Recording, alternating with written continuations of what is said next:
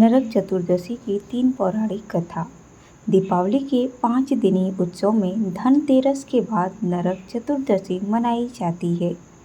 इस दिन को छोटी दिवाली, रूप चौदस और काली चौदस भी कहा जाता है। इस दिन यम पूजा, कृष्ण पूजा और काली पूजा होती है। इस दिन दक्षिण भारत में वामन पूजा का भी प्रचलन है। आइए जानते हैं नरक चतुर्दशी की पौराणिक कथा क्या है। पहली कथा, नरकासुर को भौमासुर भी कहा जाता है। कृष्ण अपनी 8 पत्नियों के साथ सुखपूर्वक द्वारिका में रह रहे थे। एक दिन स्वर्गलोक के राजा देवराज इंद्र ने आकर उनसे प्रार्थना की, हे कृष्ण, प्रागज्योतिषपुर के दैत्यराज भौमासुर के अत्याचार से देवतागण त्राहि त्राहि कर रहे हैं। क्रूर भौमासुर ने वरुण का छत्र, अदिति के कुंडल और देवताओं की मणि छीन ली है और वह त्रिलोक विजयी हो गया है। इंद्र ने कहा, भौमासुर ने पृथ्वी के कई राजाओं और आमजनों की अति सुंदर कन्याओं का हरण कर उन्हें अपने यहाँ बंदी गृह में डाल रखा है। कृपया आप हमें बचाइए प्रभु। इंद्र की प्रार्थना स्वीकार करके श्री कृष्ण अपनी प्रिय पत्नी सत्यभामा को साथ लेकर गरुड़ पर सवार हो प्रागज्योतिषपुर पहुँचे।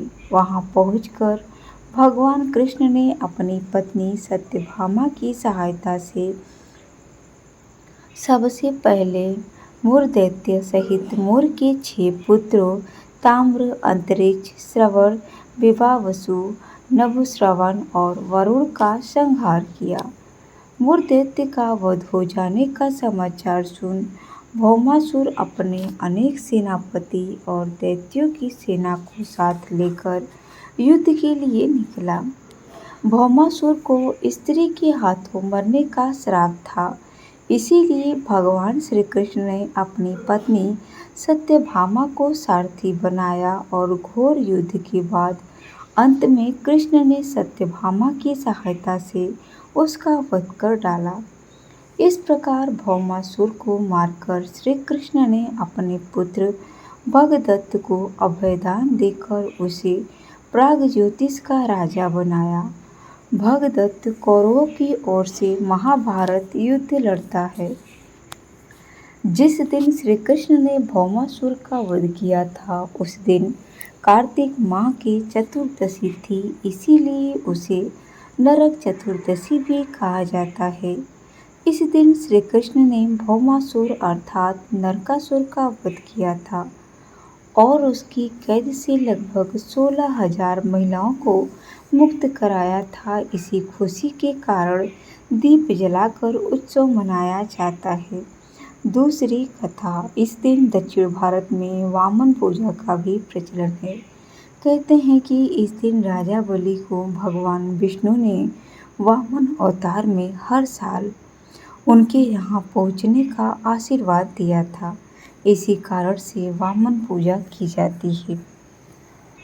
अनुसराज बलि बोले, हे भगवान, आपने कार्तिक कृष्ण त्रयोदशी से लेकर अमावस्या की अवधि में मेरी संपूर्ण पृथ्वी नाप ली है, इसीलिए जो व्यक्ति मेरे राज्य में चतुर्दशी के दिन यमराज के निमित्त दीपदान करेगा, उसे यम यातना नहीं होनी चाहिए।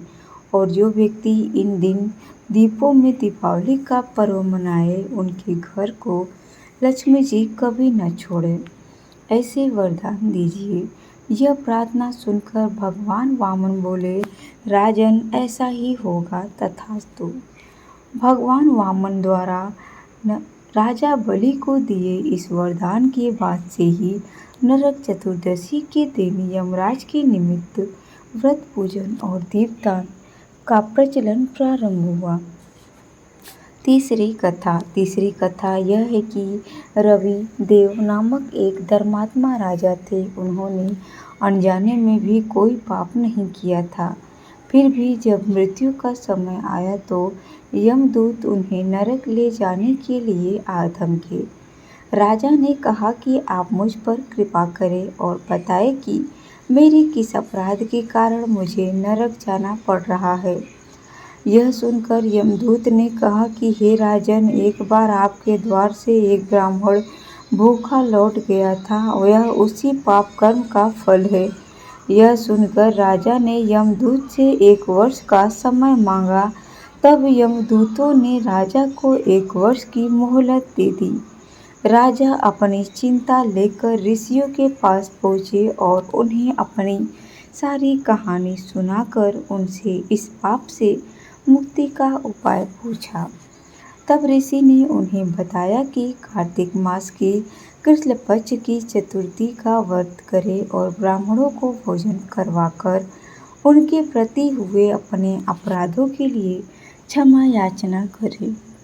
राजा ने वैसा ही किया जैसा ऋषियों ने उन्हें बताया।